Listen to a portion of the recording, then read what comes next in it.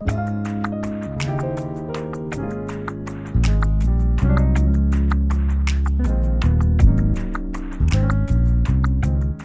folks, how are you guys doing? We're in the Christmas season, and today's song is a song that many musicians play around this time. In my lifetime, I've played for maybe, I don't know, over 12 churches, and every one of them during the Christmas season will do this song. So I want to look at 3 things you can do to this song that's going to give you some ideas, particularly with the bass line. And sometimes, just changing the bass notes can give the song a different direction harmonically. There'll be easy things that you can pick up. So stay tuned.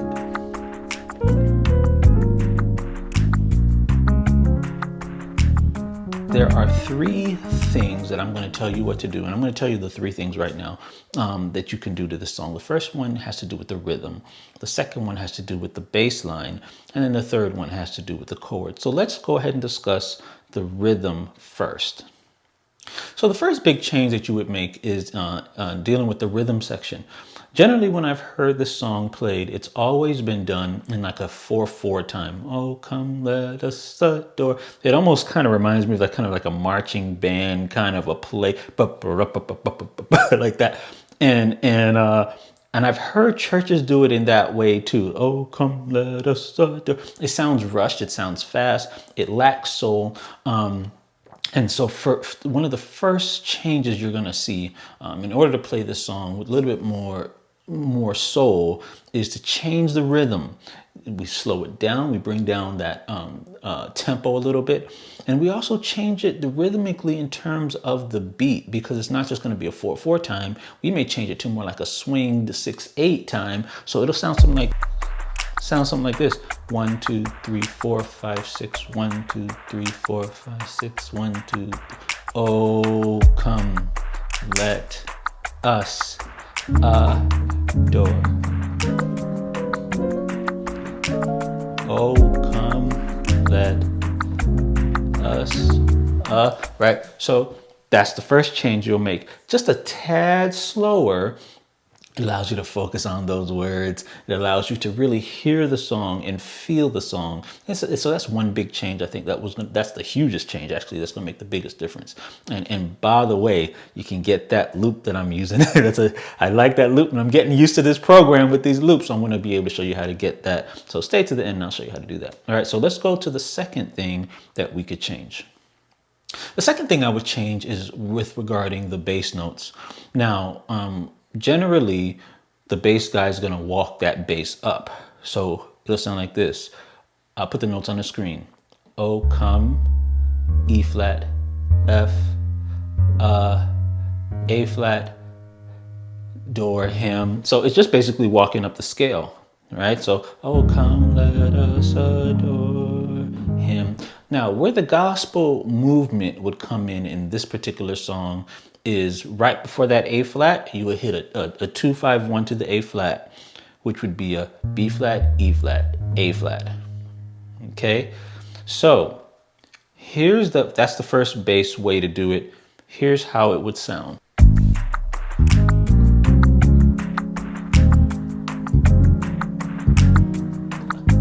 Adore.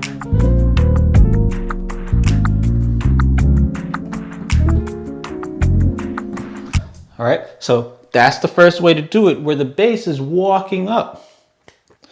The second way to do this is where the bass walks down, okay? And it works just as fine with the chords and with what the singers are singing. So the bass, you're gonna go, instead of, oh, come, let us adore him, you would go down. Oh, come, let us adore him. Okay, and then what you do is you can kind of hit a 2-5. So let us, come, let us adore, and then go to that E flat. That's where your passing chords go. So a lot of these passing chords, when I discuss it, when I get to that section, I'm gonna show you a lot of these passing chords happen in between the movements, right? So right before that hymn. Okay, so let me show you how that's gonna sound if we walk the bass down.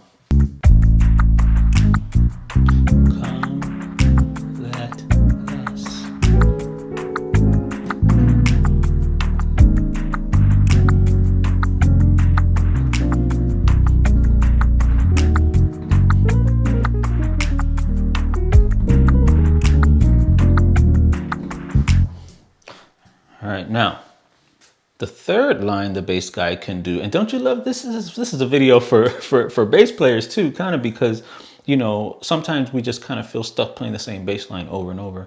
But what you could do is you can do 1 3 6 2 5. So instead of going up or down, we go, oh come, let F, us is a B flat, is an E flat, door, him. Okay, so now you're going 1 3 6 2 5, 1 3 6 2 5. All right, so so that one is another option you can do. You can variate these options, and now each time you play it you can do a different bass line. So let's see how that sounds.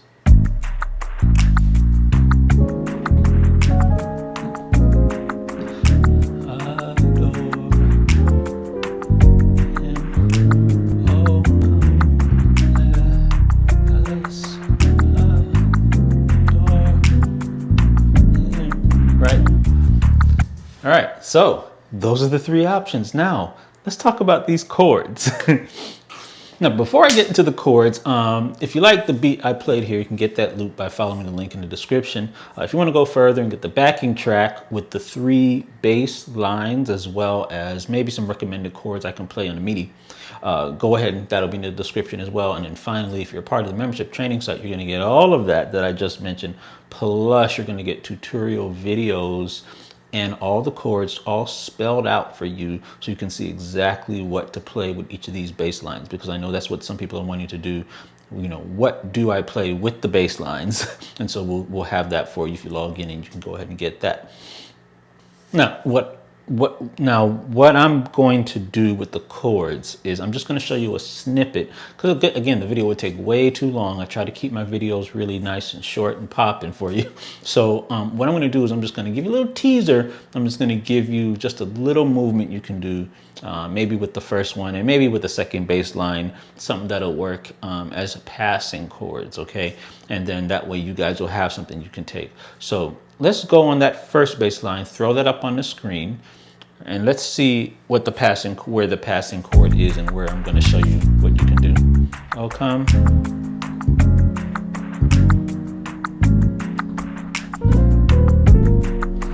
I like that. That is a nice example. And by the way, see, now that there's a bass playing with me, I'm not playing the bass as much. I'm playing more rootless, because I know that bass is handling that.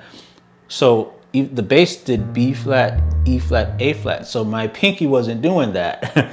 My pinky is going along with whatever the bass needs to harmonically fit with that. So what I did is, as the bass is doing a B flat, E flat, A flat, I'm doing an A flat, C, D flat, and an F, right? And then in the index finger in the right hand, I'm going, see? And then what we want to do is we want to change this A flat to a G, and then you can go to a B here, and then we can have it, let's end up on a G flat major 7. Now, this is something that's really interesting, because this is a G flat major 7 chord, but in essence it's a sus chord because the bass guy ends on an A flat. But for you, you're playing a G flat major 7. Okay, so, and that's when the bass guy goes ba ba ba. So I want you to listen to how that sounds. I'm gonna wait till he does it so you can hear how it sounds. You can even practice it with me. Here's the timing. Check this out. Oh, sounds really great. So let's see something that we can do on that second one. Okay, so now as far as the bass walking down, it's alternating. I'll tell you, it's alternating diminished chords and minor chords, but it starts with the major. So the first one would be this, come, and then you will go to a diminished here, right? And then you go to a minor chord. Then you go to a diminished chord. Actually, let's make this a minor 7 flat 5, right? And then door. And now here's where the cool move happens, because the bass guy goes dun ba dun dun, right? So he hits that real quick. So what you want to do with that is So it sounds, it's gonna sound really good with the bass. So what you do is you have this E flat and an A flat, and then you have a C and an F. And the timing is like this. I want you to see how nice that sounds with that bass. Watch this.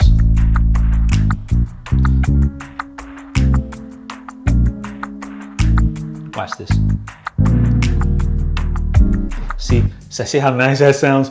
And see, a lot of times when I'm playing, I'm hearing that stuff in my head, but it's hard because we're hearing just the piano and not how it operates with the bass. See, how it operates harmonically with the bass is what gives everything its color.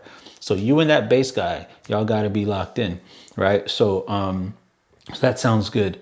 And then the other thing I did too, after I did that, him, and then I went, oh come on, oh come. I did an F sharp there in the bass, and then the word come, I did an F. And the key is this chord on the F sharp is this, which is it's a 1305 with that F there. And then you can either hold this chord for both of those chords what the bass guy is doing, or you can actually go down to a D flat, or you can go down to a D flat and at the same time go up to an F sharp.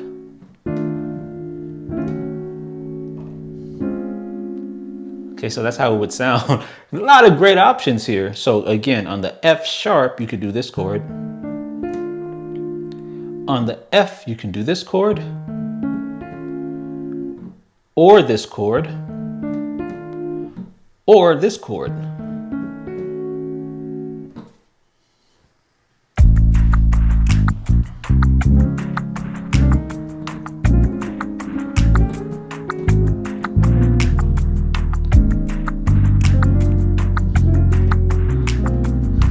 Okay, so now that F sharp's a little out there, right? Because the melody is on the F. So I'm doing a little bit of my ears hearing a doobie half step little, above the melody, which could confuse some people. And that's the reason I said, I gave you options. Now, if I do it,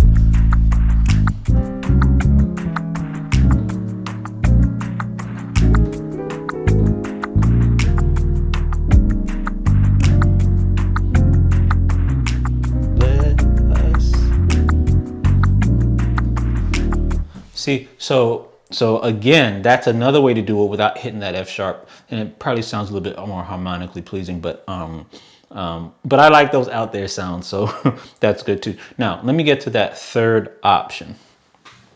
Okay, so with the third option, the 1-3-6-2-5, I like playing this personally rootless. So with the one chord, I'd probably do something like this.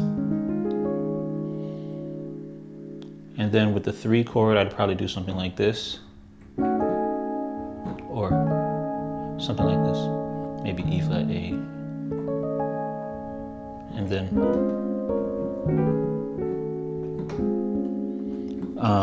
so that's going to be a let me see if that even works with the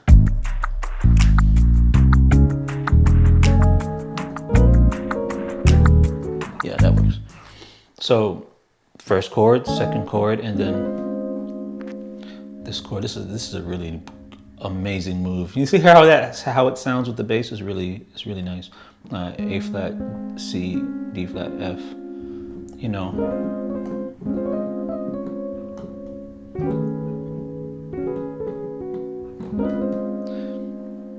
This is over a B flat. One of my favorite chords I used to do when I was like, I used to play this chord over and over when I was like 15, and I was like, you couldn't move me from this one. And then, so that's going to be E flat A. All right, so I think that'll work.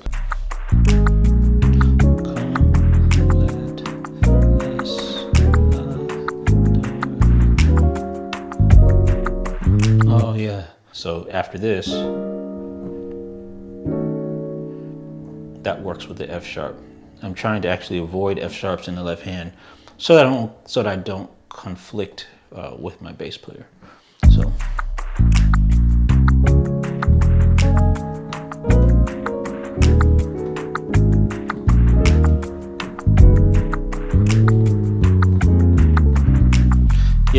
yeah, so that works. So so as you guys can see, kind of how I'm thinking, I'm trying to get you into my thought process in terms of when I'm playing with the bass player, the decisions that I'm kind of making in my head, so that me and him together sound really great and the most harmonically pleasing the way that I could do it. So hopefully you enjoyed these options. What do you think about these different options that you could do with bass lines? These are really just simple bass lines. I didn't even do the ones where you can start on the 3, you know, or you can start on the 5, right? There's so much you can do with the bass.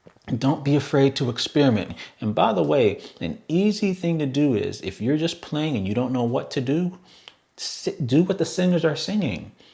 See, we do not have to overcomplicate this thing. The sopranos are doing, oh, come, let us adore him. The altos are going, oh, come, let us adore him. And the tenors are, oh, come, let us adore. So you just sing, if you don't know what to do, play what a choir would sing. And you do that, the bass guy can still make all these changes, and you can still play just what the choir is singing. So you don't have to know all of the depth of crazy chords. You can play simple 3-part choir harmony. Sometimes let the bass guy just make the change, and you could just kind of do your normal chords. And of course, if you know that he's going to a certain note, then maybe you can say, hey, bass guy, I want to do that lick Sean did. Put a B flat, E flat, A flat in there, and let me do that in there. But the rest of it could be just like nice and basic, and it really sounds even great because the basic contrasted with going out there and coming back to basic again could sound really great. Okay, so that's it. That's all I have for you today. Thanks again. Also, thanks for those of you who have supported me and supported this channel. Again, those of you who have been purchasing files, those of you who are on the membership site, it is because of you that we are here on YouTube and that we're able to provide this instruction for everybody else. So again, I want to thank you guys, and we're going to see you guys next week.